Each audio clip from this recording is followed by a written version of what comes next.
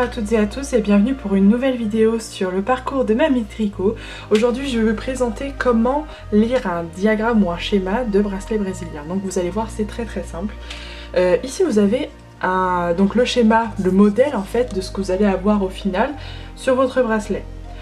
Ensuite ici vous avez ce diagramme ici, donc c'est ça qu'on va apprendre à lire.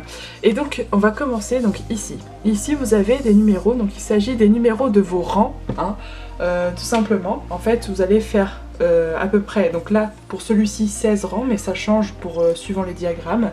16 rangs est égal à une fois le motif en fait. Donc vous allez devoir répéter ces 16 rangs en boucle pour avoir la longueur que vous souhaitez. Donc ça peut être pour un bracelet, pour une chevillère ou autre chose, tout ce que vous souhaitez en fait. Donc ensuite on va s'attaquer à préparer ces fils. Donc pour la plupart des bracelets c'est très simple, mais là pour celui-ci vous allez voir c'est un petit peu plus complexe parce que beaucoup se réfèrent à ces petits ronds ici, donc on va voir ce que c'est après. Mais en fait vous allez voir que très rapidement on a d'autres couleurs comme le bleu qui s'ajoutent au deuxième rang. Donc en fait il suffit juste de regarder ici, vous avez des lettres de A à J, donc la plupart du temps vous avez des lettres hein, sur les schémas, mais ça arrive que non.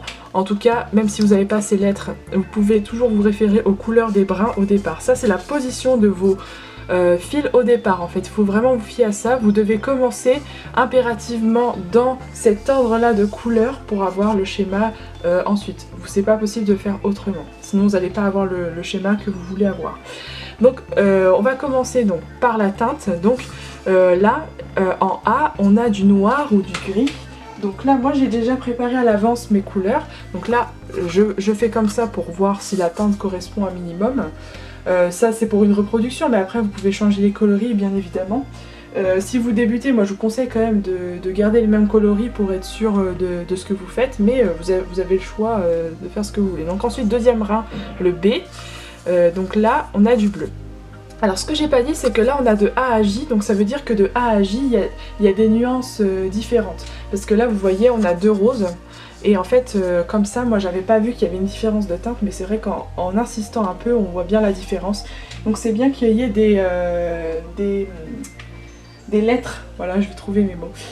Ensuite on a du vert, ensuite on a du orange et ainsi de suite. Vous continuez jusqu'à la fin ou alors jusqu'à J, puisque après comme vous pouvez le voir vu que c'est symétrique, vous avez de J à A en fait tout simplement.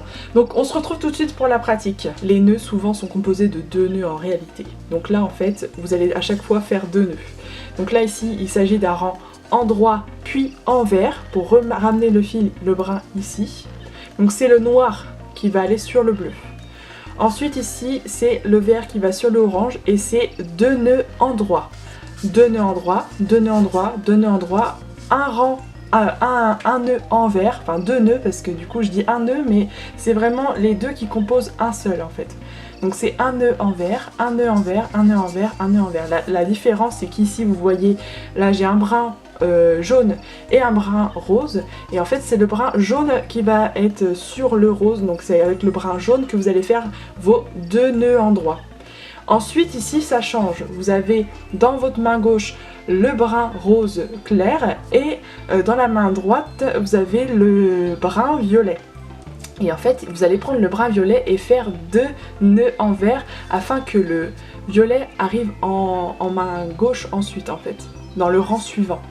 Donc là en fait ça se lit comme ceci, mais pour certains diagrammes comme celui-ci par exemple, on peut très bien commencer au milieu. Mais vraiment si vous êtes débutant, je vous conseille de faire rang par rang. Ensuite au deuxième rang vous avez vu, ici en fait il y a rien ici en fait. Donc en fait quand il n'y a rien, il faut laisser le brun en question de côté. Donc là on prend le noir, on le laisse de côté. Ensuite on prend le bleu et le orange, vous avez vu il y a un petit espace à chaque fois, on sait quelle couleur prendre, et vous allez faire 2 nœuds en droit avec le bleu, ensuite avec le vert, avec le rose et ainsi de suite et ainsi de suite, et tout ça à chaque fois. Le rang d'après, donc là à la fin vous laissez votre brin noir de côté, et sur le rang d'après vous avez vu vous le reprenez, et ainsi de suite. Ici vous avez vu c'est pas pareil que sur le premier, c'est tout simplement le contraire, vous faites un rang en droit. Donc là, votre noir est à gauche et il faut le ramener à droite. Donc vous allez refaire un rang en vert. Voilà. tout simplement. Non, c'est le contraire, vous allez faire un rang envers, enfin un nœud envers et puis un nœud endroit. Donc voilà, tout simplement, vous allez voir, c'est pas difficile.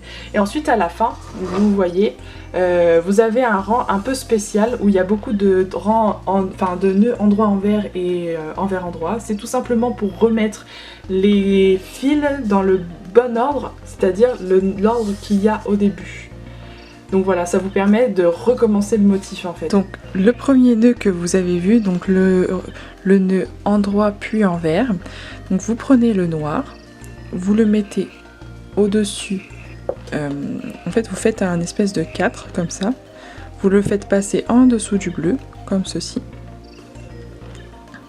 Donc là vous faites un nœud endroit. Tac, vous le montez. Et ensuite donc vos fils sont comme ceci. Et ensuite pour faire un rang envers, vous faites un espèce de 4 comme ça.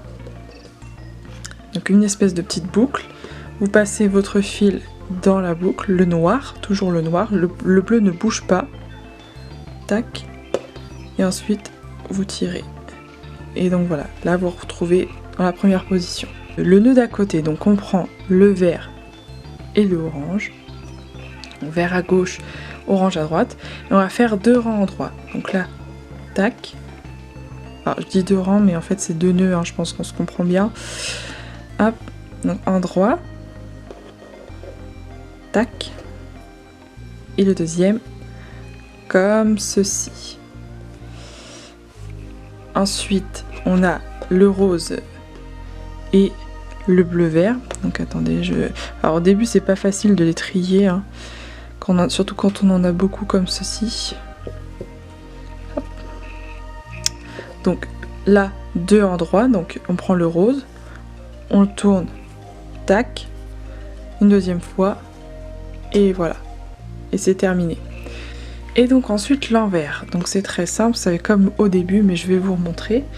Donc vous prenez vos 2 fils, et donc celui qui bouge pas, ce sera celui-ci, c'est celui qui apparaîtra pas sur le motif.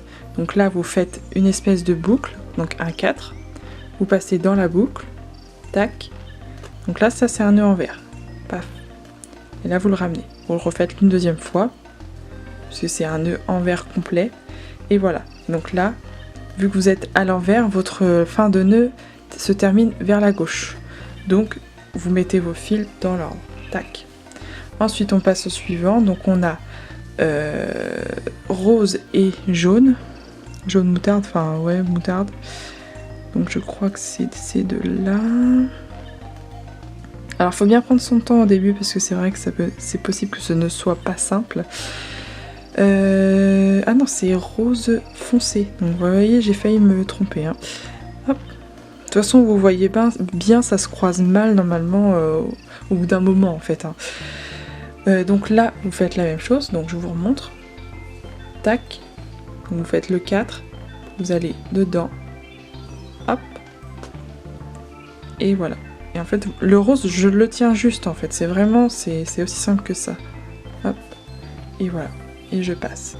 Donc on est arrivé au dernier nœud, donc là c'est très simple, donc c'est le noir qui domine. Donc là on fait un nœud envers, donc comme ceci. Je sais pas si vous voyez bien, voilà. Tac. Mais c'est le bord, le noir. Donc il faut qu'on le ramène à droite. Donc on va terminer par un nœud endroit. Comme ceci. Tac. Tac. Le fil qui est toujours en dessous, donc là en l'occurrence le bleu, ne bouge pas. Il reste dans votre main, donc comme ceci, vous le tendez. Et en fait, il vous sert juste à amener votre nœud en haut, en fait, tout simplement. Donc si vous voulez du noir, vous allez là, et vous pouvez très bien faire ça sans schéma si vous voulez. Donc vous mettez tous vos coloris, si vous voulez un nœud noir, vous mettez le noir, c'est le noir qui fera les nœuds, et l'autre couleur sera en dessous. Et ensuite si vous voulez que la couleur du dessous revienne au-dessus, ce sera au prochain rang, du coup ce sera la couleur du dessous qui viendra au-dessus. Donc voilà, tout simplement. Et donc ensuite pour le deuxième rang, donc vous reprenez tout, tac, quoi. Moi je mets tout à droite puis à gauche en fait, comme ça je trie. Donc là le noir sur le rang du schéma, on le laisse de côté, donc je passe tout de suite au bleu et au orange en fait. Si vous avez des questions ou autres, n'hésitez pas. Je sais que je suis pas la pro pour expliquer ce genre de choses, mais si jamais vous avez des questions ou si vous voulez revoir des choses, n'hésitez pas à me le dire par commentaire. Allez, salut!